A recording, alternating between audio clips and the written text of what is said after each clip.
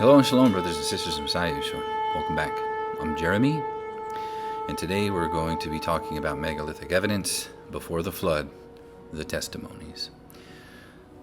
So for those of you that don't know, we've been looking at megalithic sites all around the world and their connection to the Bible and pre-flood era, because I believe that before there was a biblical flood, there was a Stone Age megalithic world. And many of these places that you see in the pictures, I believe, were created before the flood, and the people after the flood just found them, lived there, and created religions and stories of false gods or so forth out of what they saw carved in the rock, rather than the religion actually creating these things. Because I believe that there was a civilization built in stone, buried by a biblical flood. And this flood covered the whole Stone Age world in water, leaving behind rubble, debris, buried ruins, fossils, and mud as evidence for us today that the Word of God is still true and accurate and relevant. So, with that said, we've looked at many places around the globe. The ones in red so far are the ones that we've looked at. But by the time we get done with this series, it can go forever, because there's literally thousands of these places. Most of this map will be filled up in red, as there's megalithic sites around the world. And the big things is they can't explain, there's no record, or there's anything that said why they built it, how they built it, and for what purpose, nor the debris from all of the carving and everything, where did it go. Again, I believe a worldwide flood wiped it away, and all these things were done prior to.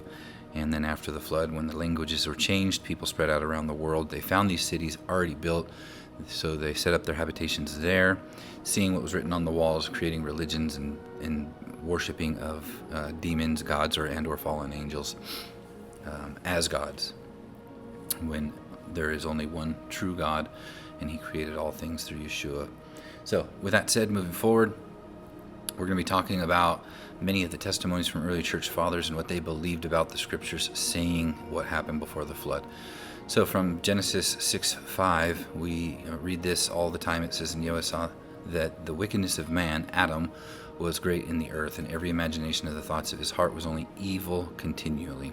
So all men came from Adam and Eve, and eventually before the flood, that their hearts were only evil continually. There was no good in them.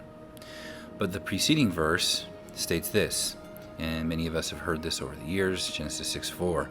"There were giants in the earth in those days." That word there is Nephal, where we get the word Nephilim, the fallen. It means to fall. It says, "And also after that." So what we find from extra biblical sources such as Enoch and Jubilees and so forth is that these giants were the children of the offspring of angels, who were heavenly beings mixing with earthly women, creating this hybrid race of people called Nephilim, or the giants, and so forth. And they are later then called demons, and that's what we're going to look at today. When they died, they all were killed. They killed each other off before the flood, actually. But men had become so corrupt after that the flood came upon the world. But these Nephilim, when they died, their spirit didn't return to the Father, because He didn't give it. It was from angels who were eternal spirits. So that spirit remained in the earth as unclean spirits, or also known as demons. Now, demons are not the fallen angels. The fallen angels are a different thing than the demons. The demons are the spirits of the offspring of the fallen angels. So, and it goes on to say, "When the sons of God came in unto the daughters of men." Now, many people, there's a big dispute whether the sons of God are just men who were righteous and believers and they became mighty men, or is it actual, speaking of sons of God, as in angels? Now, even in the sect of Judaism, the Sadducees and Pharisees, they disputed this. Sadducees didn't believe in resurrection or angels or spirits or any of those things, whereas the others did.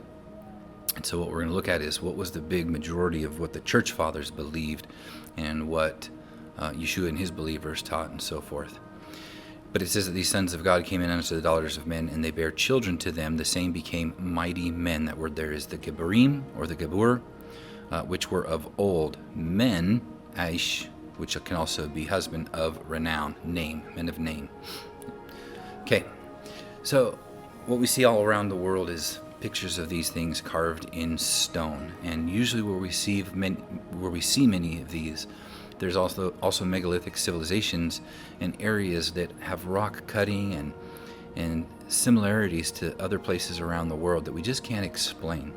But I believe the Bible explains it, in that these were fallen angels that came down. They shared knowledge, what the extra biblical texts such as Jubilees and Enoch and so forth say that it was worthless knowledge.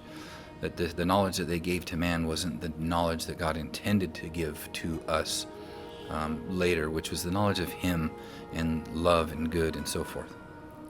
Moving on. So in 2 Peter it says, "For if God spared not the angels that sinned, but cast them down to hell and delivered them into the chains of darkness to be reserved unto judgment, and spared not the old world, but saved Noah, the eighth person, the preacher of righteousness, bringing in the flood upon the world of the ungodly." So the angels, right, what we are going to look at today, that they sinned by coming down and procreating with the women, and the children that were created from them were the Nephilim, or the giants, which later on after their death, their spirits remained, being called evil spirits or demons.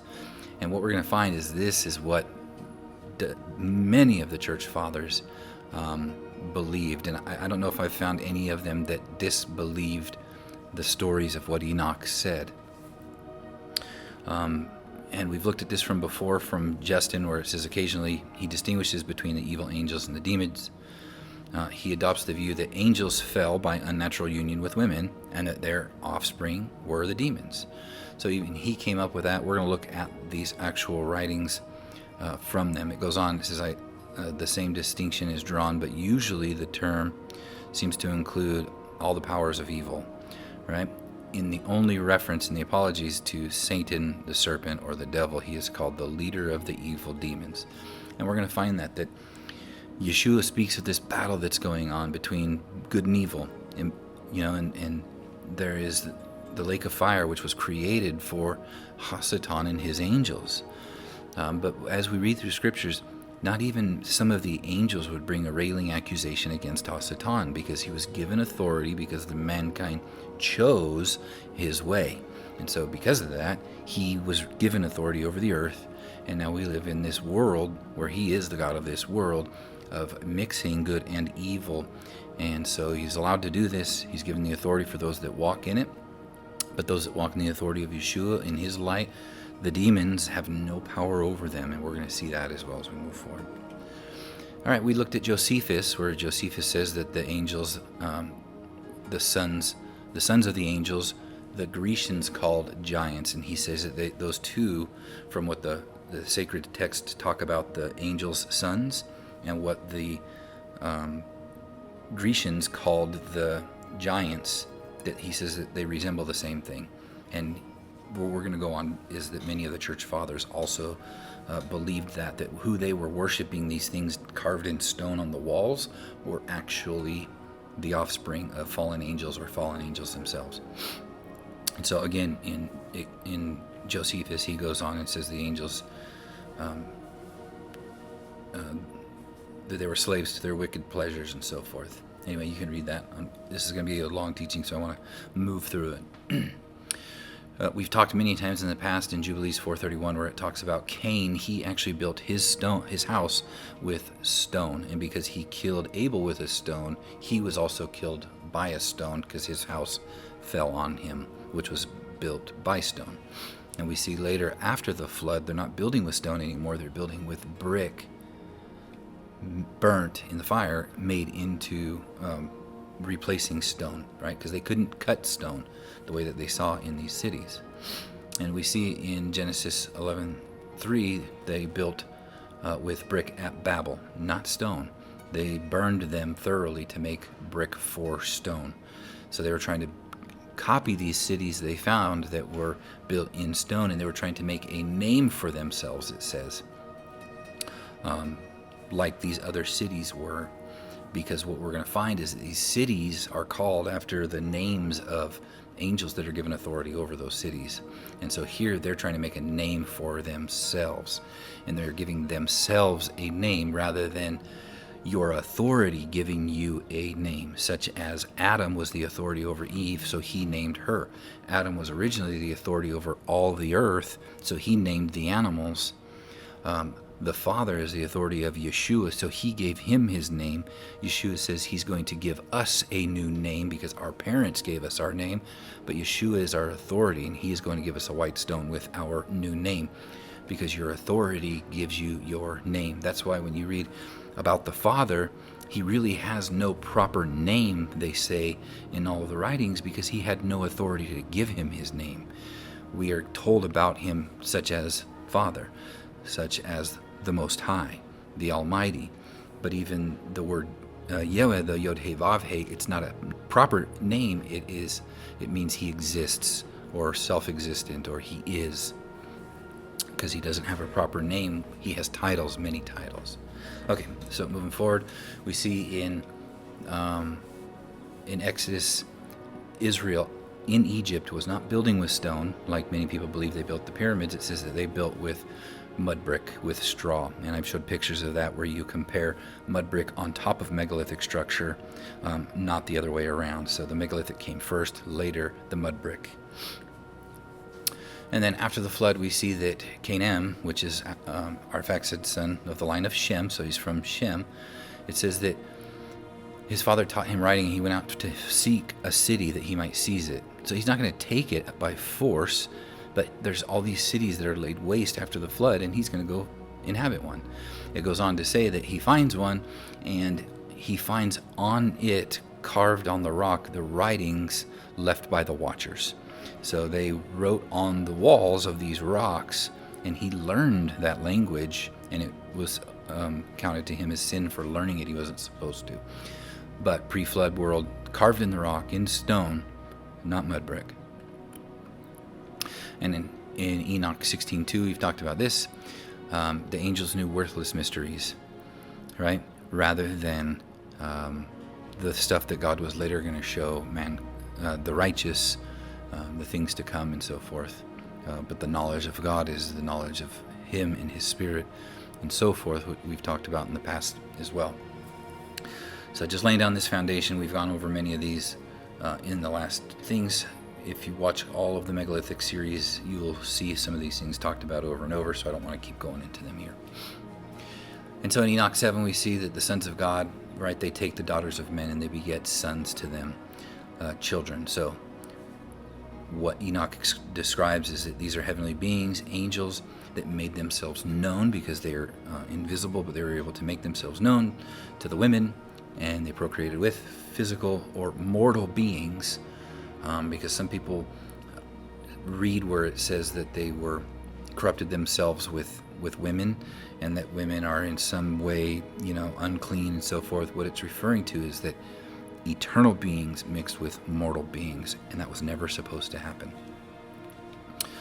All right, and so in Enoch 7 it continues, right, that these angels, they bind themselves and swear by oath to come down and do this thing, and there's 200 of them, and Simjaza was their leader. And it goes on to say that they came down on Mount Hermon, and this is where they bound themselves and made mutual agreement to do it, these 200.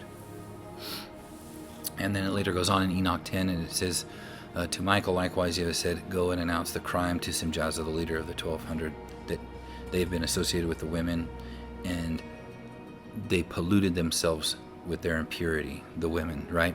And so it's not that all women are impure, it's that all women that are physical and mortal beings, same with men, and they mixed immortal with mortal. That's what the whole Bible is. When you start from the very beginning to the end, you do not mix good with evil, light with darkness, day with night, linen with wool, so forth. You don't mix of these things. You're either one side or the other. And so it goes on and it says, and when all their sons shall be slain, so the angels had to watch their sons, these Nephilim, the giants, which we will see. We'll talk about those at a later time. We've talked about the different pictures of these things carved in stone, big beings, little beings, half man, half animal beings, and so forth. But they shall see the perdition of their beloved, their sons. So they watch them die And after that, these fallen angels were bound for 70 generations under the earth until the day of judgment. So there's angels, fallen angels, that are currently bound until that judgment. And we're going to see that they're in the book of Revelation. We see some of these angels being loosed and the judgment of them coming. In Enoch 15, it says that the evil spirits from the Nephilim on the earth, that they will be on the earth until judgment. So it says, now the Nephilim, right, the giants, the sons of the fallen angels, who have been born of spirit and of flesh, right, the eternal with the mortal, shall be called upon the earth evil spirits, or demons. And on the earth shall be their habitation, right? So they're going to be earthly. It says, for evil spirits shall proceed forth from their flesh, right? When they died, their spirit did not return to the Father because he didn't give them their spirit. Their spirit came from their eternal fathers, the heavenly angels who are eternal beings and spiritual. They were created through them. It says, because they were created from above, from the holy watchers was their beginning and primary foundation. It says, evil spirits shall they be upon the earth, and spirits of the wicked shall they be called. The habitation of the spirits of heaven shall be in heaven, but upon the earth shall be the habitation of terrestrial spirits who are born on the earth. So because these beings were birthed on earth, their spirit is going to remain in the earth. It's not going to return to the Father. But mankind's spirit is given to them, and when they die, the spirit returns to the Father who gave it. Okay. So the bodies of the Nephilim were destroyed before the flood. In Enoch 16 it says, and as to the death of the Nephilim, wheresoever the spirit depart from the bodies, let the flesh, that which is perishable, be destroyed before the judgment, meaning the flood. So they were destroyed before the judgment. Now there are some books that say that some of these beings were killed in the flood, but here in Enoch it says that they were killed before. So maybe the majority was killed before the flood in a great war. And with that, it's interesting that many of these megalithic sites that I visited around the world, they carve in the wall this great war taking place and this culmination at this great war. Anyway, it goes on and says, the destruction shall take place of the watchers and the impious. So we know at the very end of Revelation, there is a destruction of the wicked and these fallen angels that turned away from God. And what we're going to find from the Church Fathers here in a moment, reading through their stuff, is that there was many angels that were also given free will, and they turned from the Father, just as we are given free will to make the choice, good or evil, light or darkness, day or night, so forth. God's commandments, or worried about this world, right? The world to come or this world now. All right, so moving forward. Again, in Revelation 9, right, we see that it's talking about that these people, they don't really realize they're worshiping demons and idols of gold, silver, bronze, stone, and wood, which cannot see, hear, or walk. And they did not repent of their murders or of their witchcraft, nor of their sexual immorality, nor of their thefts. But it talks about the worship of demons. Revelation also in 9:14 talks about the angels that are bound. Revelation 22 talks about Satan will be bound, right? He is not bound. He was not one of the 200 fallen angels, but he is head over all of that side of the spirit, the evil spirits. He is the authority over them, and he's been given authority. But the 200 were bound, and Hasatan was not one of those. I know some people want to say that's that he was one of them, but I don't think that that's the case. All right, Matthew 8:9, right? It says, speaking of Yeshua when he went to cast out this legion of demons, which were many from this one man, they said, have you come to judge us before the time? So what is he talking about? They're going right back to the Book of Enoch, where it says that these evil spirits were allowed to remain on earth for 70 generations until the judgment. And so at this time when Yeshua came, they didn't understand. They were like, it's not time for the judgment. Why are you here? Have you come to judge us before the time? And did he? No, he just cast them out of the man, but they were able to go into the pigs. And we're going to see that many of the early church fathers, they teach that these unclean spirits, these Nephilim, that do not have physical bodies now, they are able to inhabit both flesh of men and flesh of animals. And in Luke 20:35 it says, "But they which shall be accounted worthy to obtain that world, the world to come, and the resurrection from the dead, they neither marry nor are given in marriage." So this is where Yeshua is talking about the woman that had married 7 brothers, and they ask him, whose wife will she be? And Yeshua makes this comment. He says, "You err not, knowing the scriptures, for they neither will marry nor be given in marriage, but they will be equal like unto the angels. And they'll be the children of God, being the children of the resurrection." Because they're going to be children of God, because they're going to become eternal beings. And once the adoption has taken place, we haven't yet put that body on, but we will be. But what's important is there's nowhere that I can find in any of the Bible that explains that angels don't marry. But the Book of Enoch does. It goes into detail about that they're eternal beings, so they weren't given wives to procreate and continue their race, because they're eternal. They are forever. And so it's only the Book of Enoch that explains that. And in Amos 3:7 it says, "For the Lord Yahweh does nothing without revealing his secret unto his servants the prophets." So through his prophets he does all these things, but many of the prophets before Yeshua came, they didn't understand many of these things.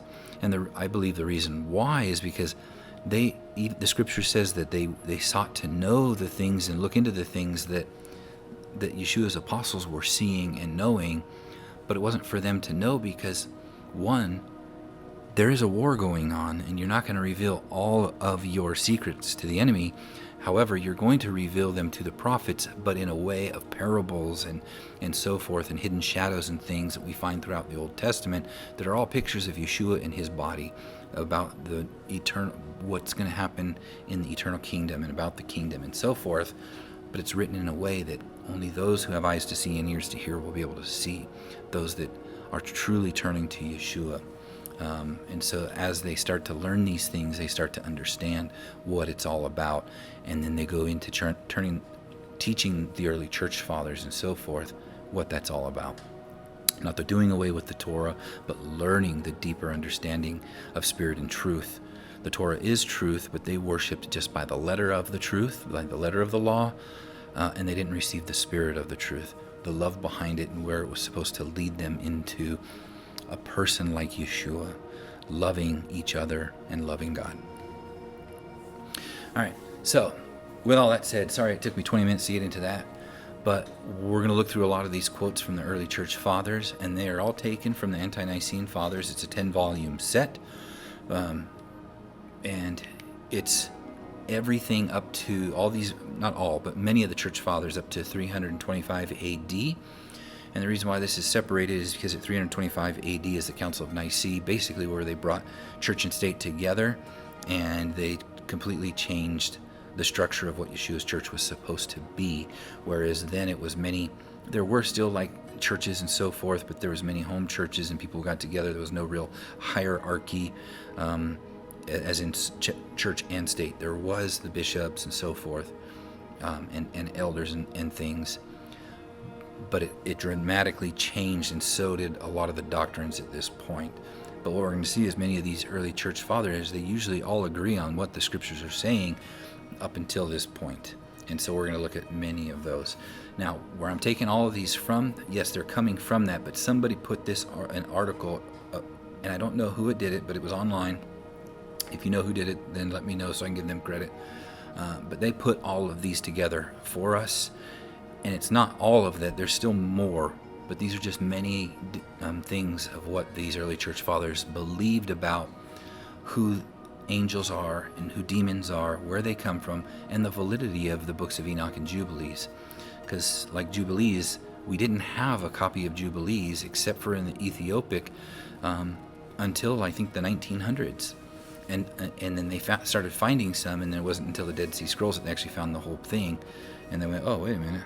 I guess this isn't just a, made up. But even still, people today are going to say, no, it's just some person back then's commentary. But what we're going to find is that's not what the early church fathers believed. They actually believed what the Book of Enoch said and what the Book of Jubilees said. So, angels. Starting with Origen, he's from 185 to 254, and this quote is believed to have taken place in 248. It's in volume 4 on page 554. So having thus learned to call these beings messengers, i.e. angels, from their duties, we find that because they are divine, they are sometimes called God. So he's saying that sometimes angels are called God because they're divine, meaning they're eternal. He goes on, though, and says in the sacred scriptures, but this is not said in the sense that we are commanded to honor and worship them in place of capital G God, the Most High God, even though they minister to us and bear his blessing to us. For every prayer, supplication, intercession, and thanksgiving is to be sent up to the supreme God through the high priest, Yeshua, the living word of God. And God, he is God, who is above all the angels, right? So the Most High is Yeshua's authority. And many of these church fathers teach on that Yeshua is not the Father. The Father is the Most High, but Yeshua is of the Father. He's the Word of the Father. He's the glory of the Father, the goodness of the Father. He's the right hand of the Father. But the Father is the ultimate authority, giving his Son the authority and his name. So angels were often called God because they're eternal, but not the Most High God. Moving on in... and I'm going to butcher some of these names, by the way. Athenagoras, from 133 to 190 CE is when he lived, and this quote is from CE 115. So I'm not going to put the dates will be up there. I'm not going to talk about them moving forward, but the 2 is from volume 2, and 134 is from the page where this quote you can find it. Again, 10 volumes of all these church fathers. And so with the church fathers, I just want to say this. Yeshua warns us and says, beware of the doctrine of the Sadducees and the Pharisees, right, and the scribes. And so many today that are turning towards the Torah and learning it, first places they go is towards the Sadducees, the Pharisees, and the scribes. And they go, let's go learn about Peshat, Remez, Drash, and Sod, the way that they teach the scriptures. The early church fathers didn't do that. There wasn't Peshat, Remez, Drash, and Sod. They looked at it allegorically. There was what it actually said is what literally happened. They believed that was the history. It did happen, but it was an allegory of also something spiritual, something about Yeshua's kingdom, a shadow of things to come. Everything in the Torah was like that. And that's what Paul tells us, that the whole Torah is a shadow of things to come. So I encourage people, go look at what some of these church fathers believed, because you're going to people that don't believe Yeshua is the Messiah, and you're discrediting those that do believe that Yeshua is the Messiah and saying, oh, it doesn't add up to what I believe today. Well, maybe we are wrong. And let's look at what they have to say. Anyway, moving forward. It says, we recognize also the multitude of angels and ministers whom God, the maker and framer of the world, distributed and appointed to their various posts, his logos. Yeshua, right? He distributed them.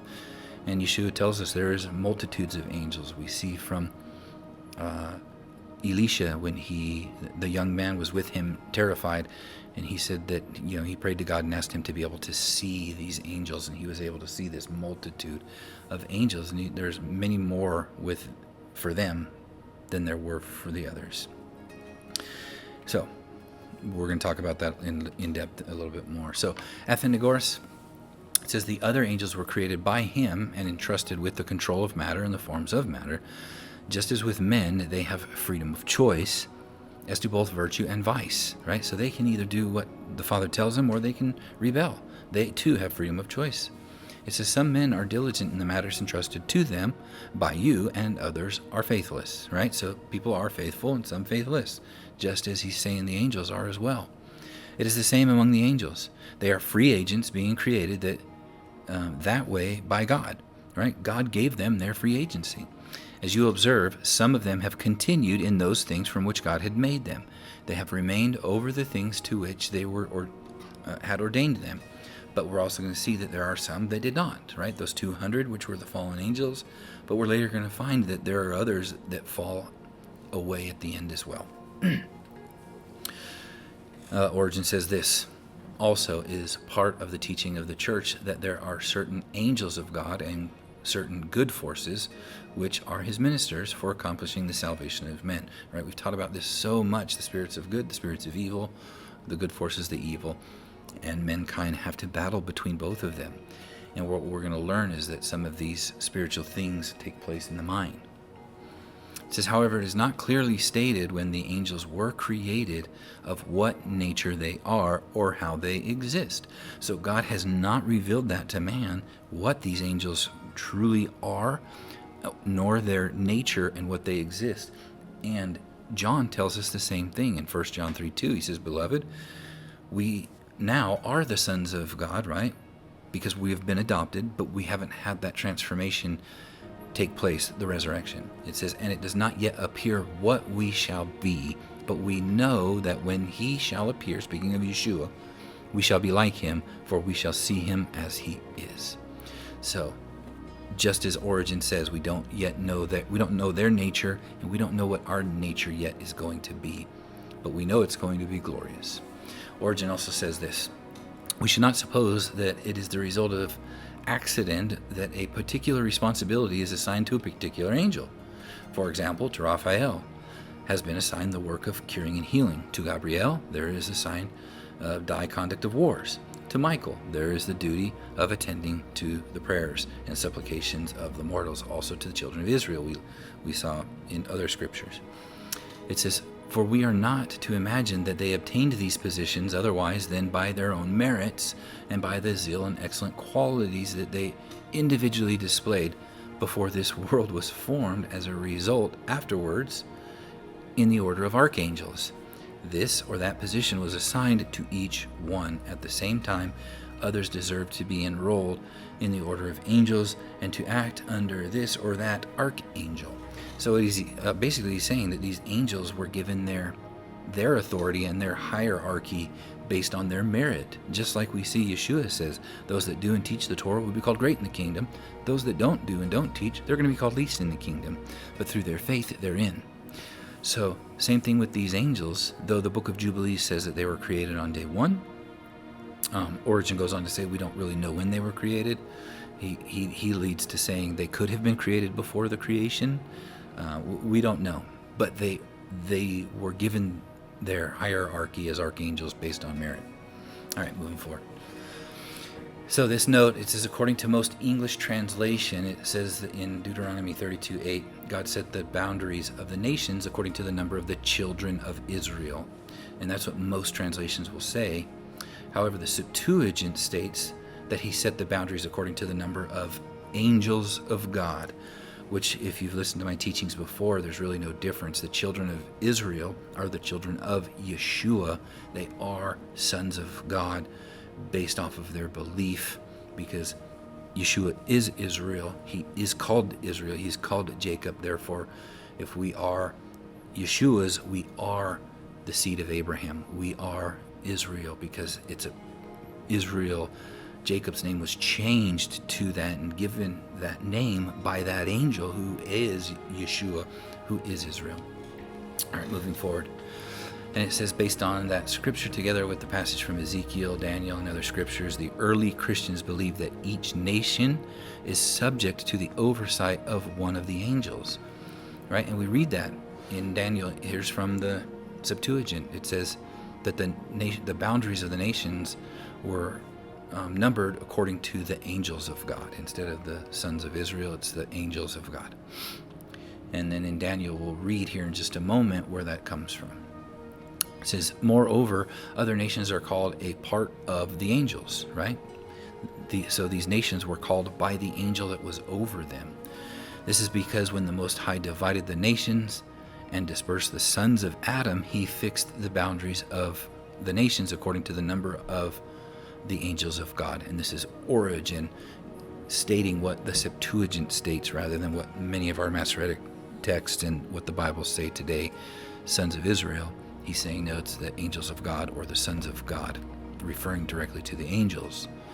Irenaeus basically says the same thing. He says he set the boundaries of the nations after the number of the angels of God. However, the people who believe in God are not now under the power of angels, but under the Lord's rule, for his people, Jacob or Israel, are made the portion of the Lord. And he was given that portion. Clement of Alexandria says this: regiment of angels are distributed over the nations and cities. Right?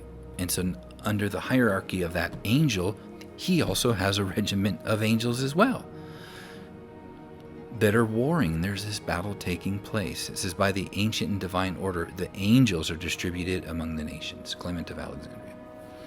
Origen goes on and says this: in the Holy Scriptures we find that there are princes over individual nations. For example, in Daniel we read that there was a prince of the kingdom of Persia and another prince of the kingdom of Greece. By the nature of the passage, these princes are clearly shown not to be human beings. Rather, they are certain spiritual powers. Also, in the prophecies of Ezekiel, the prince of Tyre is unmistakably shown to be the type of spiritual power, so an angel. And we see that it is the angel of Hasatan, most likely. And so in Daniel, right, we read, but the prince of the kingdom of Persia withstood me 21 days. But lo, Michael, one of the chief princes. So we know that Michael is the archangel, but he's being referred to as one of these princes. So the prince of the kingdom of Persia can't be a physical prince, but it's the angelic being that's there. And like we just read from the other church father, that even though the church of Persia is one angel, he has a myriad or multitude of angels under him as well. And it says they came to help me and remained there with the king of Persia. And then in 10:20 of Daniel it says, then he said, know you wherefore I come unto you, and now will I return to fight with the prince of Persia. And when I am gone forth, lo, the prince of Grecia shall come. These are all referring to angels and angelic beings. And that's what Origen is stating here.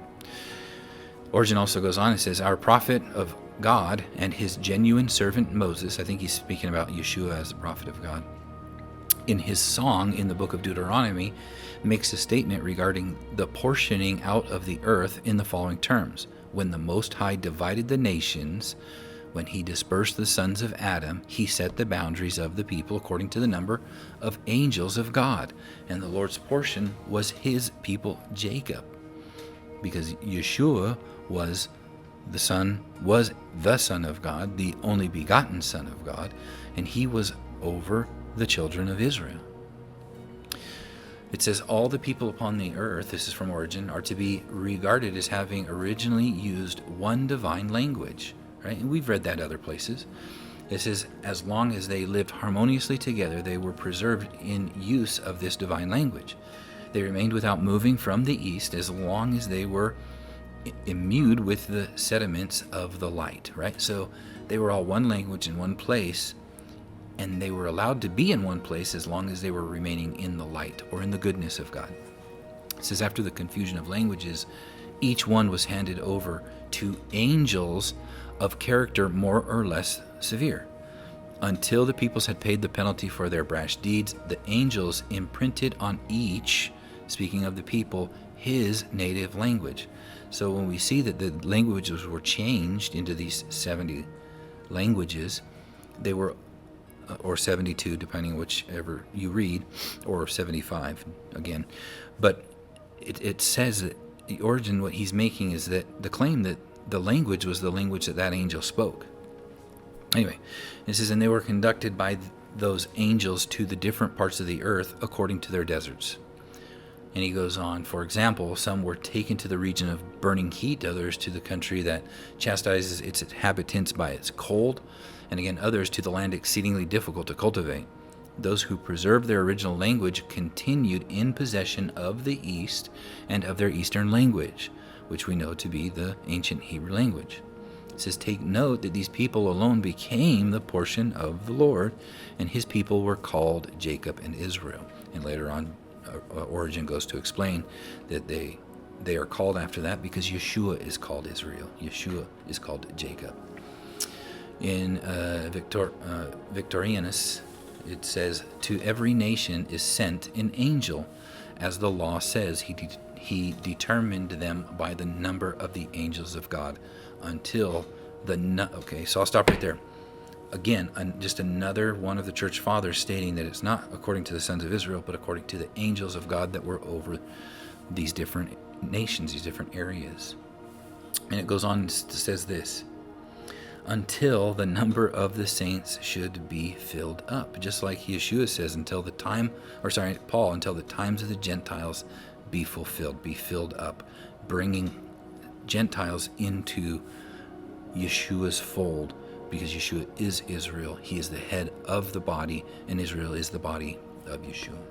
It says they do not overstep their boundaries, because in the end they shall come with the Antichrist.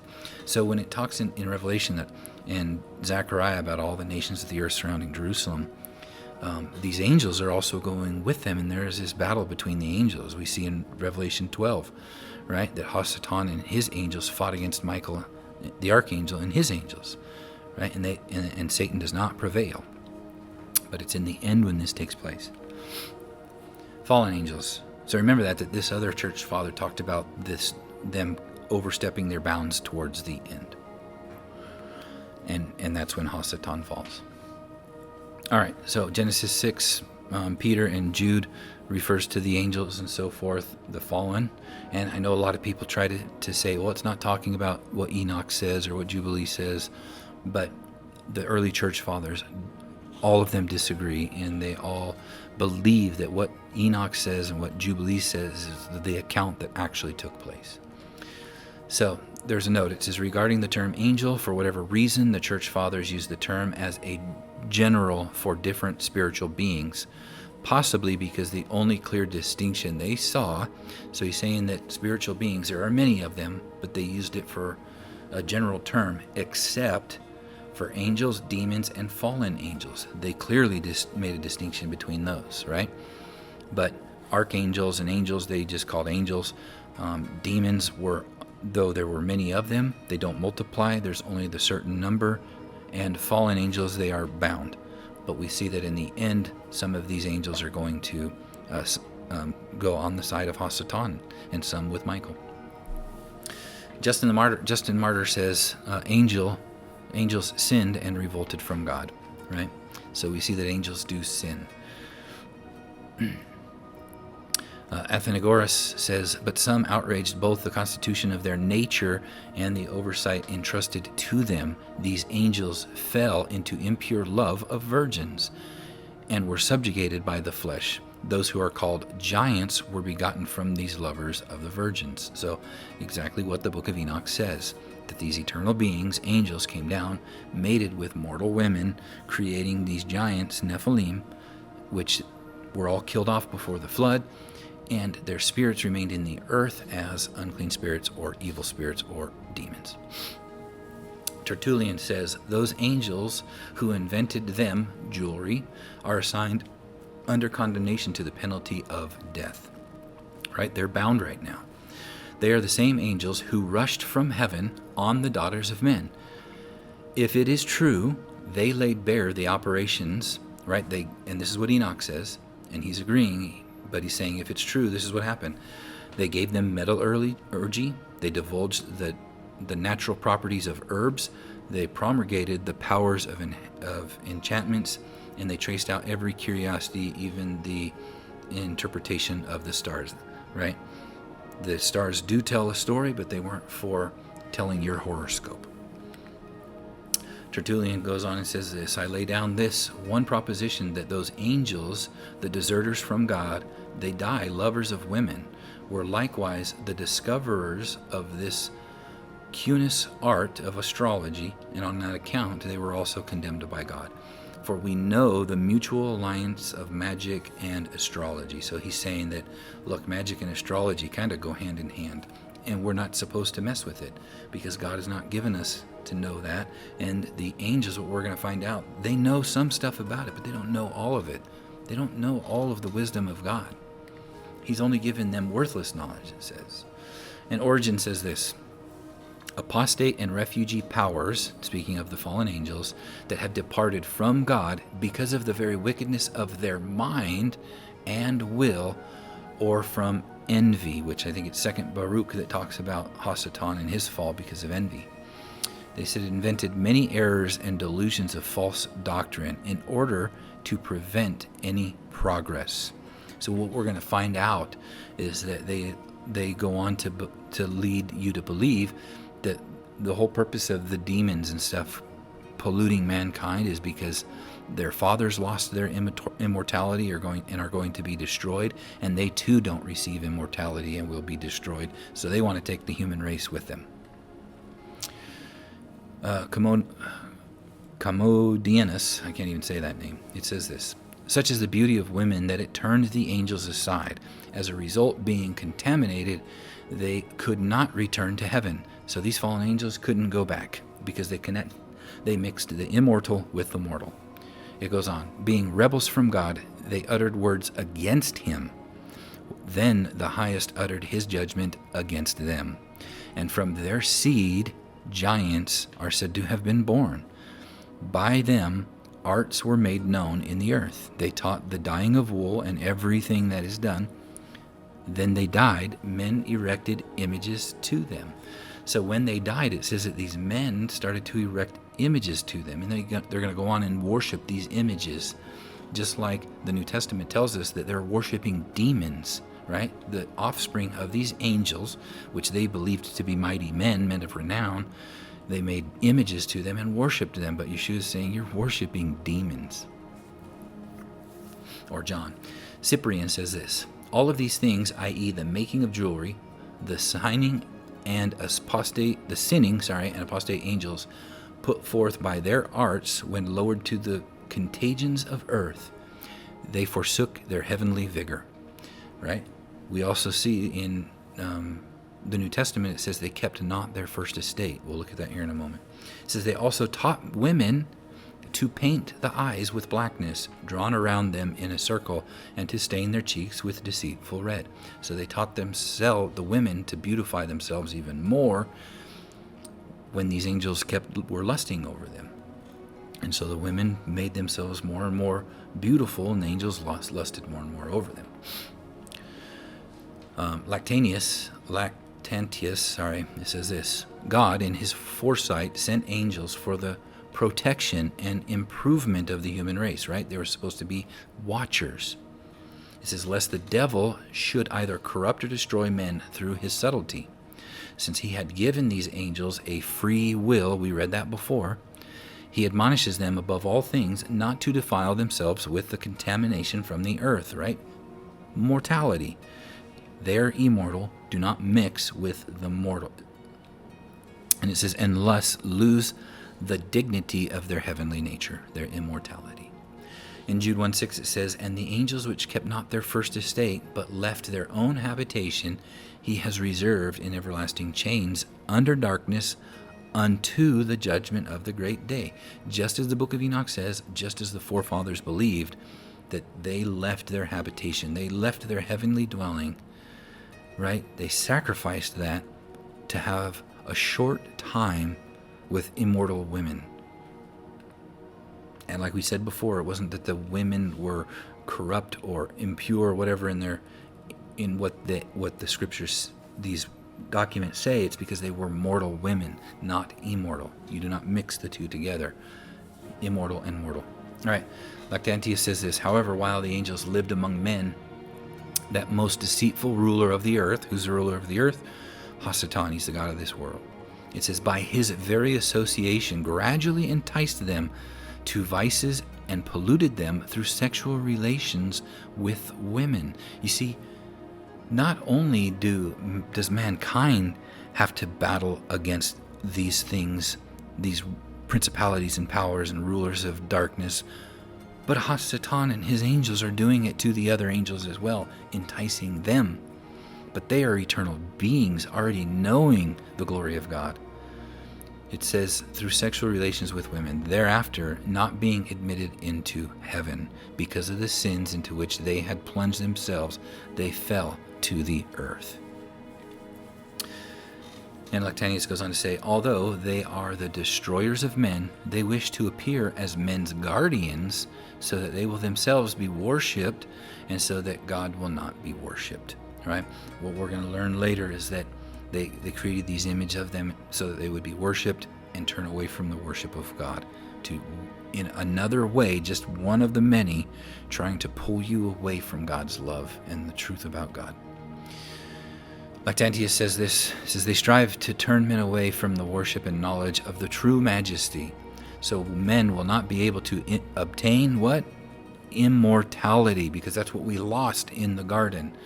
When we chose the tree of knowledge of good and evil, death entered the world, evil entered the minds of men, And now we had to remove ourselves from God had to remove us from the garden, because you cannot mix mortal with immortal.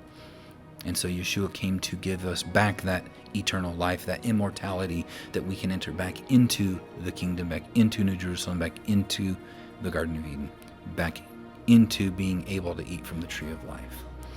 He continues and goes on. That is because these angels lost immortality because of their wickedness. So these spirits, they want to rule your mind and turn you away from God through hate and anger and lust and greed and all these things that Paul talks about and Yeshua talks about in the New Testament, trying to pull you away so that you cannot enter into eternal life, into immortality, because they lost it and they knew it. In the disputation of Archippus and Manes, it says this: certain of the angels, refusing to submit themselves to the commandment of God, resisted his will, and one of them indeed fell like a flash of lightning upon the earth. So I don't know if he's talking about Hasatan here or not, because what we learn through all the other writings is that the true fall of Satan to the earth hasn't happened yet, though he could have been removed from the throne, and he's only allowed to go there certain times. But we know he's still able to accuse us day and night before the throne. That's what it says in Revelation. Anyway, moving on. It says, while others, harassed by the dragon, sought pleasure in sexual relations with the daughters of men, and thus brought on themselves the deserved recompense and punishment of eternal fire. All right, so demons. Let's see what they talk about demons. Just a Martyr says this: the angels transgressed this appointment and were captivated by the love of women, and they beget children who are those who are called demons, just like the Book of Enoch states. And it's only there that it tells us that. So where would he have gotten that from except for the Book of Enoch, which I know a lot of people say, well, we can't trust the translation of it, because it is true, it didn't exist only in the Ethiopic Bible, but they kept it as scripture for as long as can be, until they found, there was one from the 1100s AD, until they found the Dead Sea Scrolls, and they found many fragments of it, but not a whole book.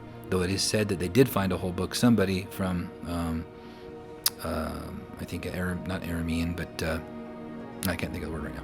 Anyway, it's only hearsay. We don't know if it actually exists, the whole Book of Enoch. It'd be nice if somebody would let it out if it is, and we could compare it to what we have today.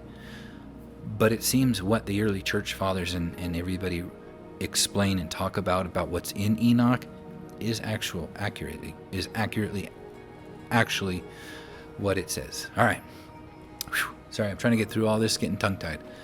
Athenagoras says this: these angels then, who have fallen from heaven and haunt the air and the earth, and are no longer able to rise to heavenly things, right? So they're in the heavens and in the air, but they're not able to rise continually all the way up to the most high heaven, I believe is what he's saying there. And Hasatan is called the prince of the power of the air. Or maybe it's not Hasatan, but one of his angels. But again, if it's his angel, it's accredited to him. Just like a king and his subjects, they are going with his seal, or by his name, it's accredited to him.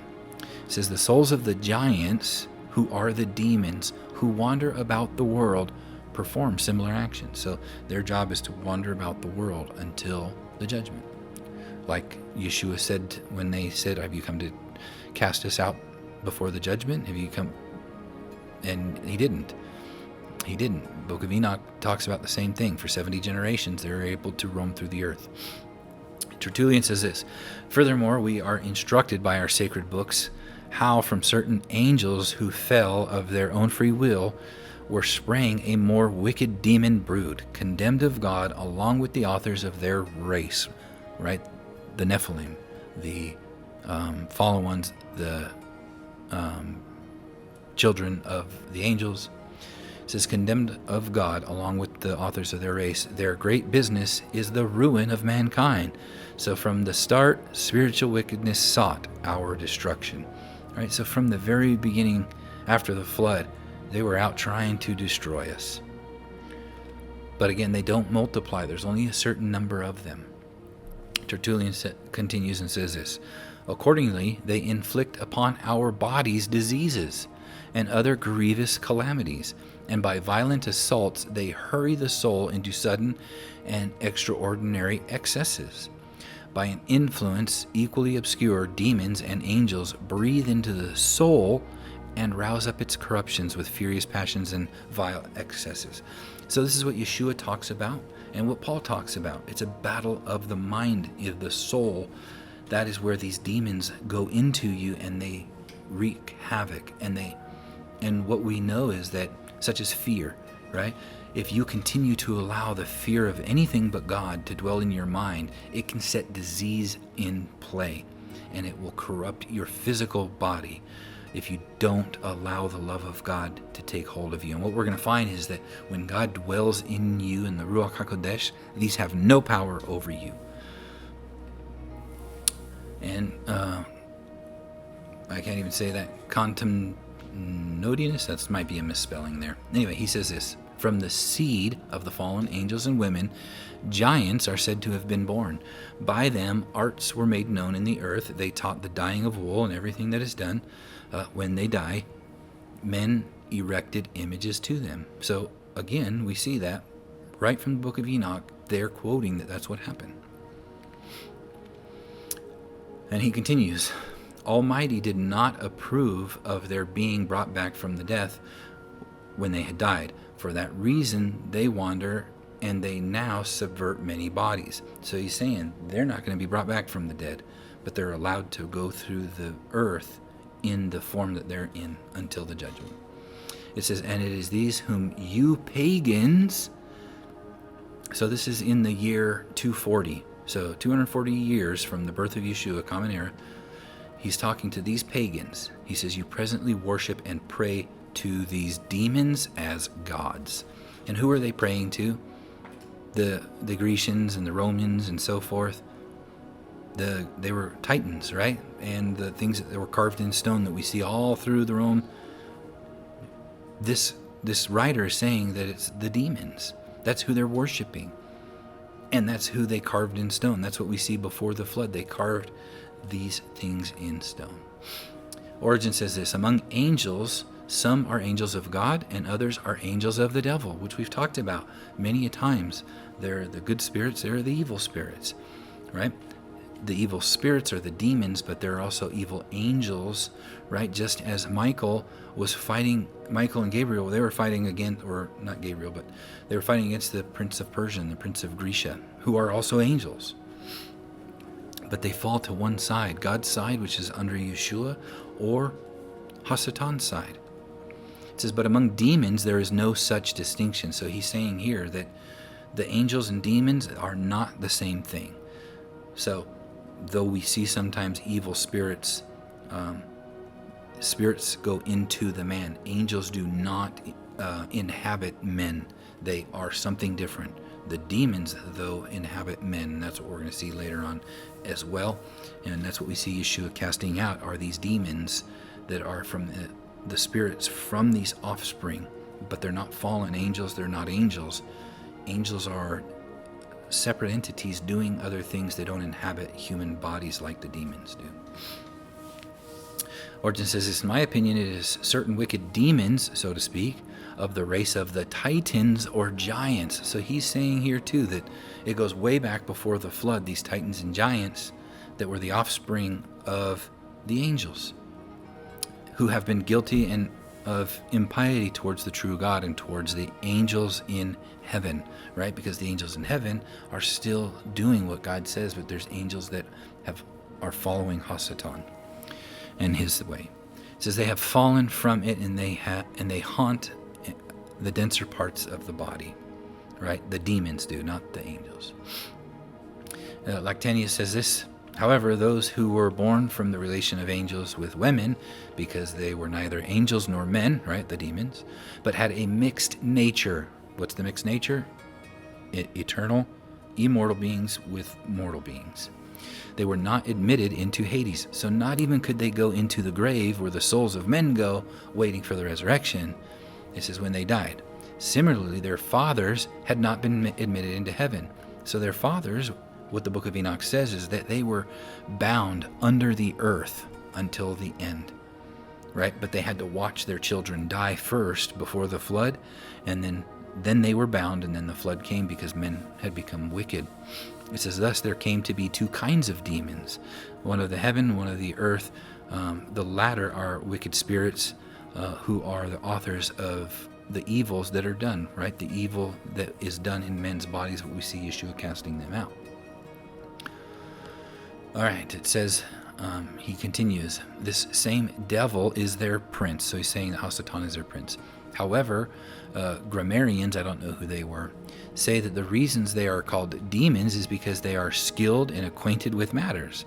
For the grammarians think they are gods. He's saying that they believe these demons are gods.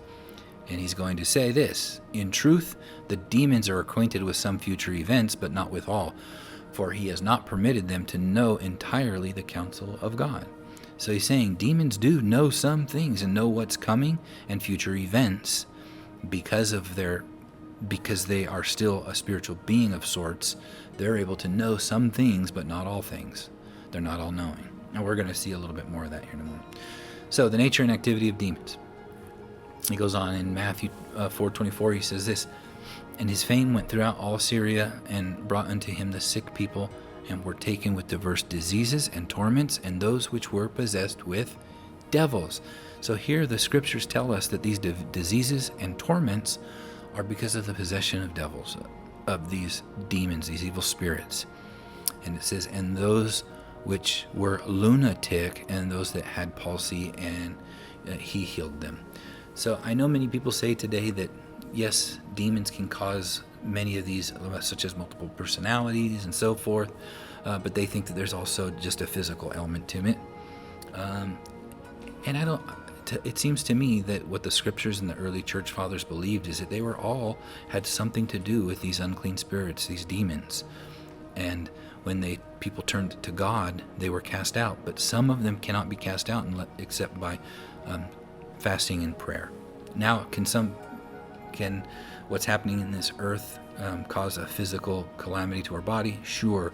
But I think ultimately the thing that is behind it is some unclean spirit, some demon that's causing it or has caused it. And ultimately, it needs to be cast out. Anyway, in Acts 16:16 it says, and it came to pass as we went to prayer, a certain damsel possessed with a spirit of divination met us, which brought her master such gain by soothsaying. So soothsaying, they're looking into the future. Origen says this, the term demons is always applied to those wicked powers who are freed from the encumbrance of a grosser body, right? They left their bodies behind before the flood. They were destroyed and killed, but they remained after that as evil spirits, and they are able to possess bodies and physically do harm to a body. It says they led men astray and fill them with distractions. They drag them down from God and from heavenly thoughts of things here below. So he says he's taking their minds off of the things of heaven and putting them on the things of the here and now in this life instead of the promise to come. Lactantius says this, as I was saying, these contaminated and abandoned spirits wander over the whole earth. They counsel their own ruin by destroying others. So it seems like the angels are bound to a certain region, and they rule over that region with their multitudes with them. However, it seems demons can just come and go wherever. It says, therefore, they fill every place with snares, deceits, frauds, and errors, for they cling to individuals and even occupy whole houses from door to door. And since spirits are without physical substance and cannot be held, they slink into the bodies of men, right? And we're going to see later it's in their minds. He goes on and says, secretly working in their inward parts, their mind, they corrupt the health of these persons and bring on diseases, terrifying their souls with dreams and harass their minds with frenzies. They do this so that by these evils they may cause men to come to them for aid instead of going to God. Origen says this, in my opinion, it is certain wicked demons, they haunt the denser part of the bodies, right? It's the mind, just like Paul talks about. It says they also frequent unclean places on the earth, since they are without bodies of earthly material, they possess some powers of foretelling future events. So they engage in works of this kind, desiring to lead the human race away from the true God. And isn't that what people do today? If there's people that can tell the future and so forth, they glorify them. But where are they getting their understanding from? Here, Origen is saying is that, like the other one said, that these demons have a knowledge of some of the future things to come, because one, they can make those things happen, and two, they're still in this spiritual area where they're able to understand some of those things, but not all of it. Origen continues, they also secretly enter the bodies of more predatory, savage, and wicked of animals and stir them up to do whatever they choose, whenever they choose. They can turn the fancies of these animals to make flights and movements of various kinds in order to entrap men, such power of divination. So he says that they can even take over animals. And this is what we see. They ask Yeshua, can we go into the pigs? And Yeshua casts them into the pigs. So they're able to dwell in humans who do not have the Holy Spirit, and animals as well. Tatian says this, or Tatian, I don't know how you would say that. It says, none of the demons possess flesh. Their structure is spiritual, like that of fire or air, and only by those whom the Spirit of God dwells in and fortifies are the bodies of these demons easily seen, not at all by others. And there are many people in the faith that say that they can see demons, but ultimately I think what he's talking about here is just like Yeshua talks about his word in the scriptures and what's in it, that you have eyes to see and ears to hear, that when you see a person and the way they act and the way they respond to things, that if you have the Spirit of God within you, you can see that there is something going on with that person, with the way that they act and so forth. But I'm not taking away that I've known people in the faith that say, they've looked at people and say that person has a demon. They say they can see it. I don't know if it's something physically they're seeing or if they're just seeing it with, like I said, the way that they see them act. All right, moving forward. Tertullian says this, for dwelling in the air and their nearness to the stars and their familiarity with the clouds, the demons have means of knowing the preparatory processes going on in these upper regions. By this means, they can give promise of the rains and they already feel. So they're able to tell you if it's going to rain and things and so forth, what's coming. Tertullian continues. It says, no doubt they are very kind too, I think he's saying this sarcastically, in regard to the healing of disease. For first of all, they make you ill. Then, to get a miracle out of it, they withdraw their hurtful influence. Supposedly then they have wrought a cure. So it's a false miracle by something they already caused, right? And we see governments and stuff doing this today as well. They will cause a calamity and then they also are the ones that come in to fix it and go, oh yes, praise me. All right, so methods of deception by demons and fallen angels. So we see in 1 Corinthians 10:20, sacrifice of worship demons. It says, but I say that these things which the Gentiles sacrifice, right? We've seen this from the early church fathers. They sacrifice to devils and not to God. And I would not that you should be fellowship with devils, right? So we don't, these things that are carved in stone all over the world, half man, half elephant, or guys with 6 arms and 12 arms and so forth, and half man, half animal, or beings with wings, half man, half eagle. It says that they're worshiping demons. And in Revelation 9:20, it says the same thing. So Justin Martyr says this, not knowing that these spirits were demons, they called them gods, and gave to each the name which each of the demons chose for himself, right? We talked about an authority is the one that gives you their name, but they're giving themselves their own name, just as at the Tower of Babel, they wanted to make for themselves a name rather than the name that God gives them or their authority gives them. Justin Martyr says this, the poets and the mythologists did not know that it was the wicked angels and those demons who had been begotten by them who did the various things to men, women, cities, and nations that the poets and the mythologists wrote about. So they ascribed them to God himself and to those who were considered to be his very offspring, for they called them by whatever name each of the angels had given to him and to his children. Right? So they called them by those names. And then Mark, Felix says this, secretly creeping into human bodies, right, the demons, with subtlety as being spirits, they simulate diseases, right? So there are, I guess, diseases, but they're able to simulate these. And it says they alarm the minds and retch about the limbs. They do this so that they may constrain men to worship them. By remitting what they had bound, they seem to have cured it. So he says the same thing, that these demons can bind up a person and cause them to go through all of these things and then remove themselves so that the people will worship them, not knowing that they're worshiping a demon. All right, so let's talk about, real quick, we're almost done here, the authority of Christians and the practices of exorcism. So Tertullian says this, when exorcised, or exorcism, right, by Christians, these beings admit that they are not gods, and they confess to you that there is no God except one, the God whom we, right, Christians, worship. So that's what he was saying, is when they were casting these demons out, and when they are questioned, they speak and they say that that Yeshua is the one true, or the Father is the one true God, and they are bound to do what Yeshua says. Anyway, we'll see that here in a second. Tertullian says, we not only reject these wicked spirits, we overcome them. We daily hold them up to contempt. We exorcise them from their victims, as multitudes can testify. Right? And we see this even from the very beginning. Yeshua, when he sends out his disciples, they come back to him. They say, well, even demons are cast out by your name. Right? And so there's a little bit of pride there. And he says, watch out, for I saw Satan fall as lightning.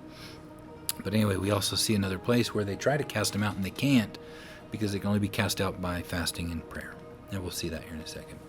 Origen says this, even at the present time, the demons and other unseen powers show that they either fear the name of Jesus, Yeshua, as that of a being of superior power, or else they reverently accept him as their lawful ruler. So they have no choice, because why? Yeshua has been given all power and authority in heaven and in earth.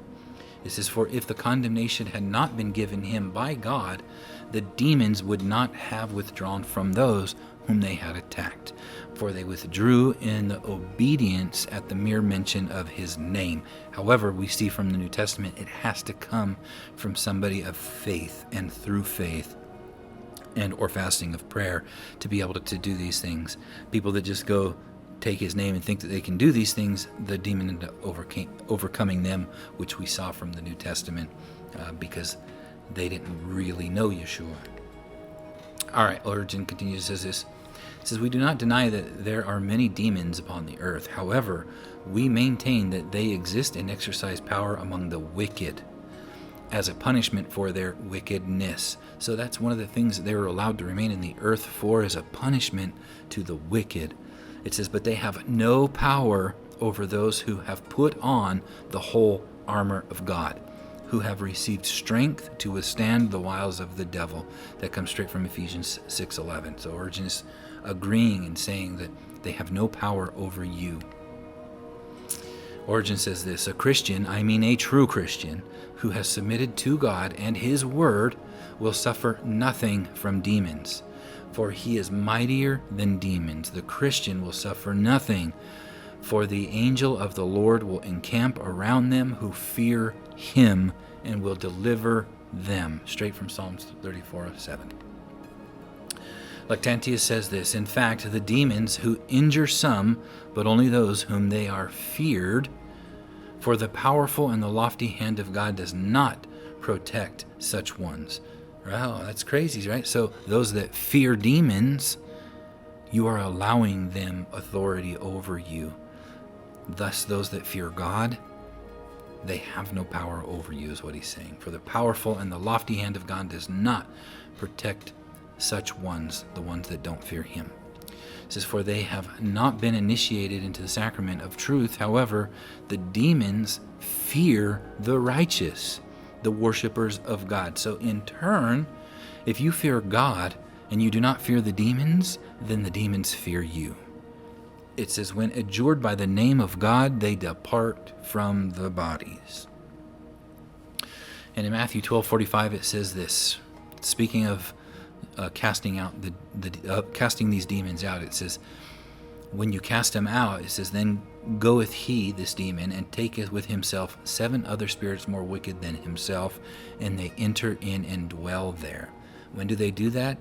If you cast a demon out of a person, and that demon later comes back and finds that house empty, meaning you have not put on the armor of God, you have not accepted the Ruach HaKodesh, Yeshua, into you, then he doesn't dwell there in you, and these demons are able to come back. But not only just one, he brings 7 more with him, and the last state of that man is worse than the first. And I've taught on this many a times. You can see this in people that are, if two people are about to fight and their anger is going back and forth, and you calm one of them down, and you cast that evil, that spirit out of them, that anger, and then all of a sudden, if they don't truly repent and they don't forgive that person, they don't allow the Spirit of God to enter in, then what happens? All of a sudden, just one little spark can set them back off, and then they rage even more than they were in the first place. Anyway, it also says in Matthew 17:21, howbeit this kind goes not out but by prayer and fasting. So there are some demons that are more powerful than the others, and it takes prayer and fasting. The question is, who has to do the prayer and fasting? The one with the demon or the one casting the demon out? I tend to believe it's the one casting it out, because the one that has them has it.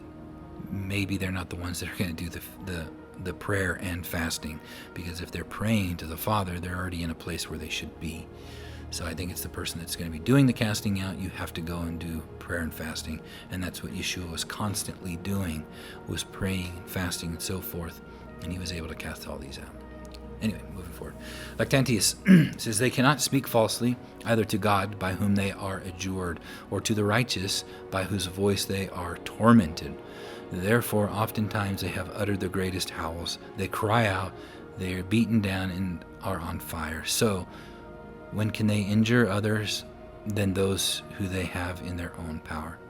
So again, they cannot hurt those who have God.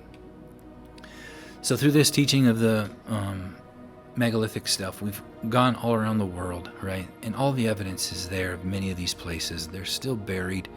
And things that we see today, we see them unburied, but it's because they through much money, time, and effort, took the time to come and unbury these things. And if you look at the picture of Egypt, you can see that these things have been there for a long time. And even in Chichen Itza, Mexico, if you go to the pyramid there, they've found underneath the pyramid that there's still a whole bunch of stuff buried underneath it there. It's the same with all of these places. And so that's it for now. Like I said, the flood, we started with, because of all this wickedness that happened, mankind's hearts were evil continually.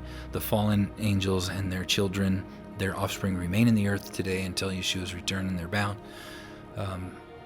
But because of all the wickedness, the flood came. And in Genesis it says, in the 600th year of Noah's life, in the 2nd month, the 17th day of the month, the same day were the fountains of the great deep broken up, and the windows of heaven were opened. And we see that scarred in the earth today under the ocean floor, that the fountains of the great deep were broken, and you can see that the water gushed out and carved out what we have today as our continents. Not a Pangea of drifting. They didn't drift. The water pushed that sand, that debris, that sediment, that mountain range up, carving it out, pushing it into what we see today, and the evidence is still there for us. And I know I talked about last time doing India this time, but I wanted to get this teaching out real quick. So not this next teaching next Shabbat, but the following one, when I do another megalithic, we'll go back to India and talk about the Kailash temple. But for those of you that don't know the Bible, it says in 2 Peter 3:3, knowing this first, that there shall come in the last days scoffers, walking after their own lusts, and saying, where is the promise of his coming? Speaking of Yeshua. For since the fathers have fallen asleep, all things continue as they were from the creation, right? And that's what many people are saying today, that there wasn't really a flood, that Yeshua is not really coming back, but he is, and there was. It goes on, it says, "For this they are willingly ignorant, that by the word of God the heavens were of old, and the earth standing out of the water and in the water, whereby the world that then was, being overflowed with water, perished." It perished in a flood. It says, "But the heavens and the earth, which are now by the same word, are kept and stored, reserved unto fire against the day of judgment and perdition of ungodly men." And we know it's also a time for the angels as well. We see that the same place where all that water came spewing out is where all of our active volcanoes are around the world, through those cracks. Here's a picture of most of them, and it's reserved for fire. But Peter says this, "But beloved, be not ignorant of this one thing, that one day is with the Lord is as 1,000 years, and 1,000 years is one day. The Lord is not slack concerning his promise, as some men count slackness, but is long-suffering toward us, not willing that any should perish, but that all should come to repentance." So the purpose of the waiting, the time, is to gather as many people in, as we saw that even the church fathers said, until the full number is come in of the saints. And as long as people are repenting and coming in, God allows all of this, because he's not willing that any, not one, should perish. We see in Revelation it says that they repented not any more of their deeds. That means no one's repenting anymore. Guess what? No more is coming in. The fullness has come. The end is come. Yeshua is coming back. In 2 Peter 3:10 it says, "But the day of the Lord will come as a thief in the night, in which the heavens shall pass away with a great noise, and elements shall melt with fervent heat. The earth also and the works that are therein shall be burned up." So we see that a day is as 1,000 years. I've taught upon this many a times. The first day is what started this mortal time for man. And for 6,000 years now it's been going on, and it's been pictured in the 6 days of creation. And we're waiting for Yeshua's rule and reign on his holy day, the Shabbat, the 7th day of rest, for when he returns. But before that time, there is a great shaking that is coming, a great tribulation that will be pretty much hell on earth. But until then, we're waiting for the blessed Redeemer, Yeshua, to come for his saints, both the dead and the living. So with that, brothers and sisters, that will end for now. Yahweh bless you and keep you. Yahweh make his face shine upon you and be gracious to you. Yahweh lift up his face upon you and give you peace. Shalom.